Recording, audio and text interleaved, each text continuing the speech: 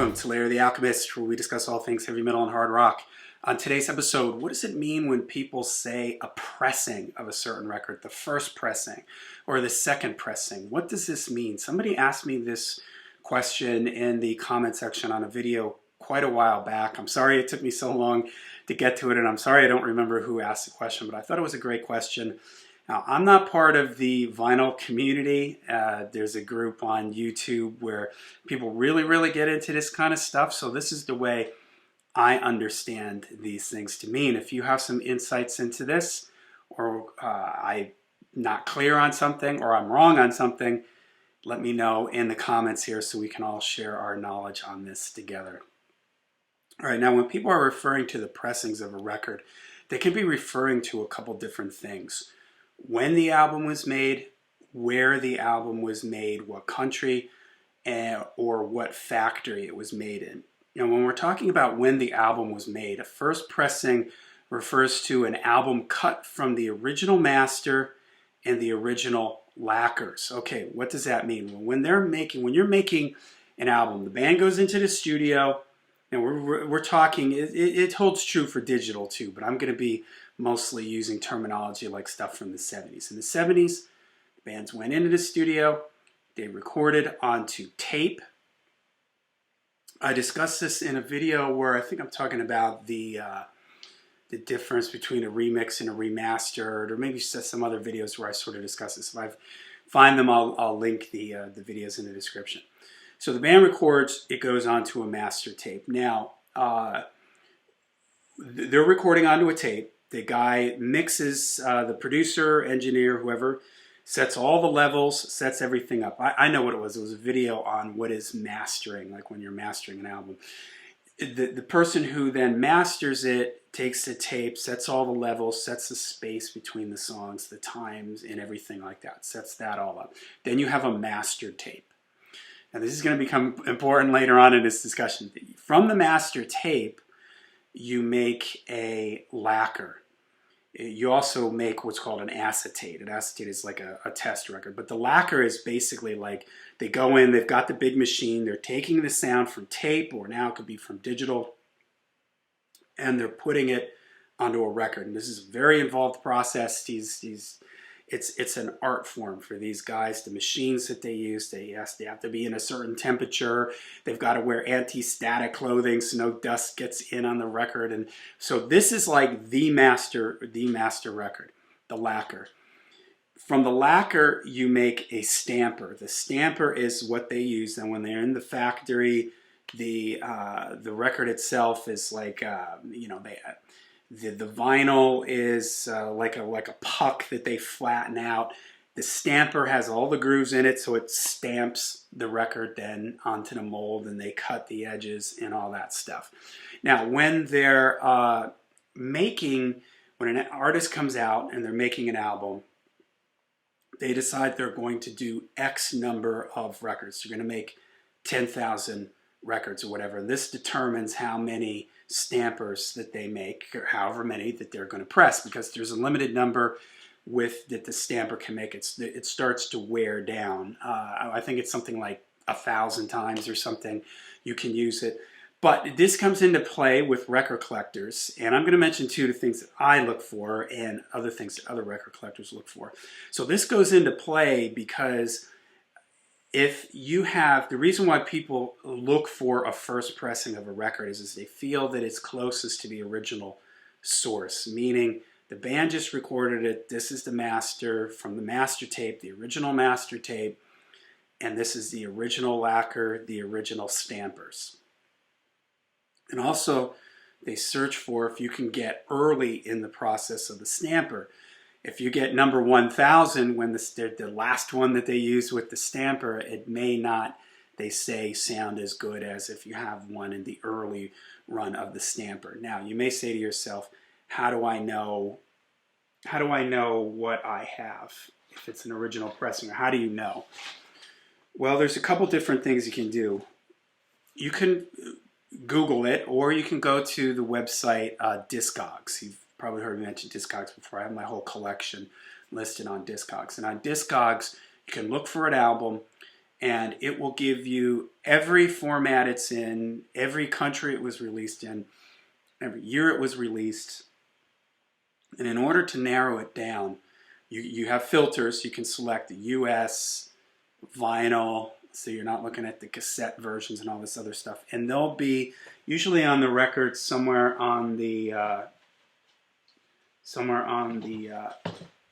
album. You can immediately sort of narrow it down by, and of course, just by using, there may be okay, like here, it's up in the corner here. I don't have my glasses on.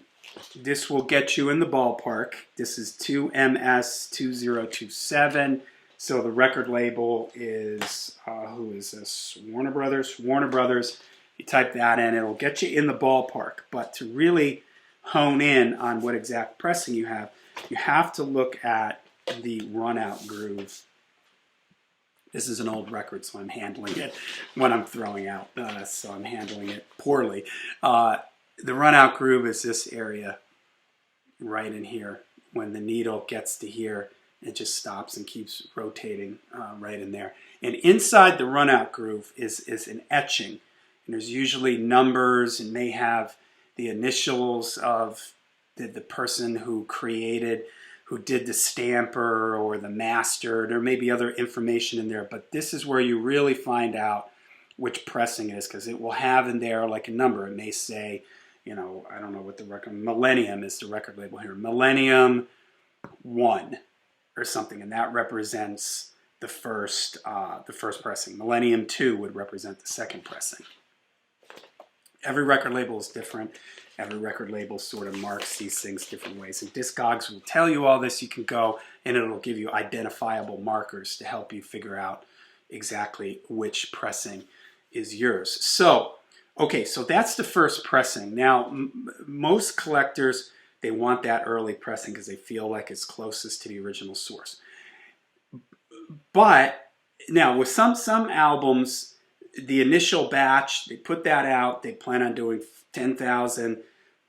They do 10,000, let's say in 1970, the album's released, and then it's not reissued till 1975 or something. This record that I have, I forgot to look it up beforehand, but this is Captain Beefheart Trout Mask Replica, and this is a reissue. It came out like, I forget what the original year this came out. This came out like 6 years later. It's like a late 70s reissue of it.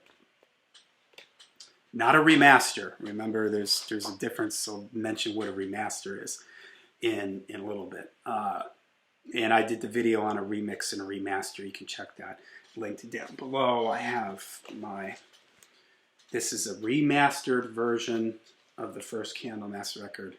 This is an original first press of the Candlemass record. Remastered, like I mentioned in my remaster remix video, they change the EQ settings, they do all these other things. So now some bands, though,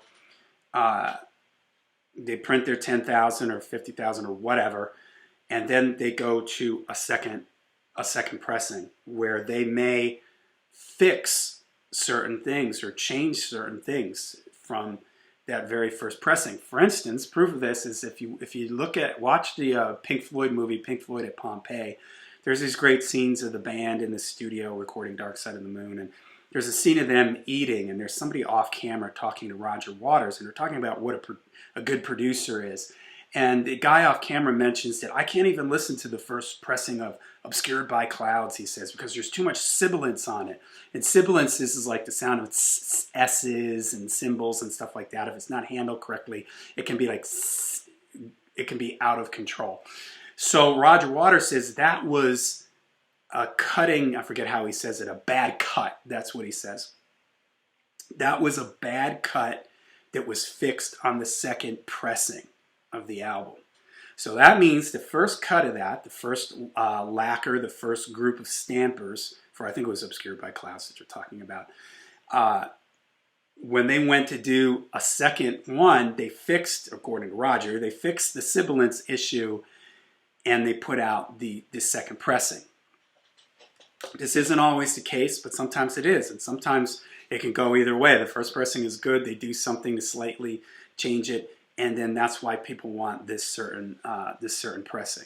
Now, there's other things to go into when you say a pressing too. You can be talking about the country that an album is pressed from. And what difference does that make? Well, it can make a difference with the original master tapes. Remember, I was said, remember the copy of the master tape?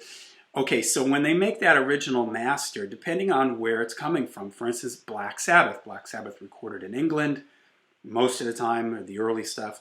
The original master tape was the record label over in Europe, Vertigo, had their master tape.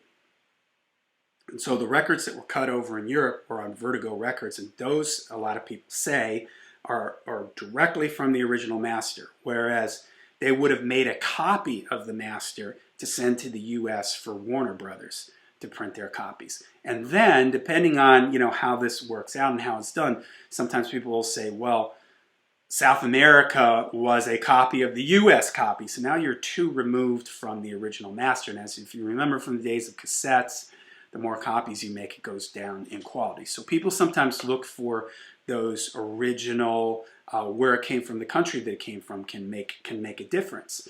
Because if it's like Black Sabbath, the Vertigo, a lot of people really like the Vertigo pressings because they feel like this is, closer to the master tape. There's people who even say that there's like on some of the US tapes that are on the Warner Brothers ones, there's like some songs, maybe there's a tiny little dropout in the one speaker just for a second, or some, anomalies or mistakes or things like that. These things, if you go on different forums like the Steve Hoffman forum, people will talk for pages and pages about all these things in a different pressing. So there's when it was made, we talked about that. There's where it was made, the country that it was made in. And then there's also what the plant that it, okay, before I go to the record plant, manufacturing plant that came out, there's also things when you have different versions from different countries or even different pressings. Sometimes the cover may be a little different. The wording on the back, there may have been a typo on the first pressing that they correct on the second pressing. So people that are hardcore collectors, they want that typo on the first pressing. It can have a different cover. It can have a different track listing. The early Beatles and Stones records are great examples of this. The track listing was different from the UK version to the US version. British Steel, the track listing is in a different order. Sometimes there will be songs on it that aren't on the Stones and the Beatles. There's songs on the UK versions that aren't on the US versions, and vice versa. All right. So then the other thing that people look for is what pressing plant did it come from? And in the U.S., because the U.S. is so big, there's a bunch of different pressing plants, and some of the big ones are Pittman. Pittman was in Pittman, New Jersey. Terre Haute, that was in Indiana. You had Santa Maria, that was in California. You also factor into this Record Club editions where they had pressed from some of these, or maybe they had their own thing. This is stuff too that when you look at that run out groove, it will tell you where it came from. Pittman, it'll say P-I-T or T-E-R or whatever. Why does that matter? Well, because in these manufacturing plants, there was a different person in each plant who was setting up the machines. And they would tweak and adjust things according to the machines that they had at their plant. The machines were different. The people who were running the machines were different. So people will tell you, and I believe that it is true, that sometimes different pressings from different plants can sound different, a little brighter, a little bassier. Now, it's nothing like the guitar is louder. They're not changing that. It's just in the overall, tone of the thing. There's also factors like what kind of vinyl they were using, how much vinyl they were using. You see nowadays new records say 180 grams. Back then there was no standard. It could have been 90, it could have been 100, 110, 120. I have records that are like really loose, real floppy. Other ones are really stiff. The way the cover was made could be a thicker stock, a thinner stock. The colors could be brighter on the cover, darker. You know what I mean? These were all different things because there was no really one sort of standard. If you make a CD wherever you are, assuming we encode it the same way, lossless, if you make a lossless CD and I make a lossless CD, it's going to sound exactly the same. There's going to be no quality there's going to be no quality difference. Whereas, assuming we're using the same, equipment. But with vinyl records, it was a lot more sensitive. There were a lot more people involved, the machines, the factories, where it came from, the vinyl that was used, the process that was used at this plant may have been different than this other plant. So these are all things record collectors will talk endlessly about and debate endlessly. What is the best pressing? What is the best, this, that, and another thing. What are, Pittman or Terry Houghton, all these different things. You can find all these things either on the inner groove using the identifiers on the album cover and all these things on Discogs. They'll tell you all these things. You can research all these things. What about me? What do I care about? All I care about is as long as it's not, or I try to get, if it came out before the CD age became really popular, I'm talking like the 90s, I know that there were CDs in like the late 80s.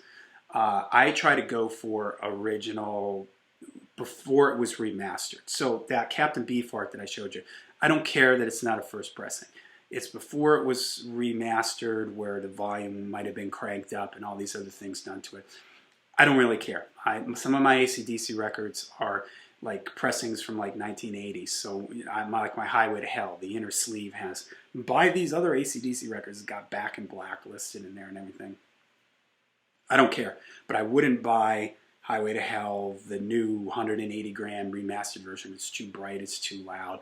Dynamic range, you hear me ranting about that all the time, compression and all that. So I try to buy things that aren't remastered, that came before that, as much as I can. I don't really care about the pressing. It's not really worth it to me. I mentioned in my why I don't consider myself a record collector video. I just go for one that I like, usually the US version, because that's the easiest to find, and I go with that.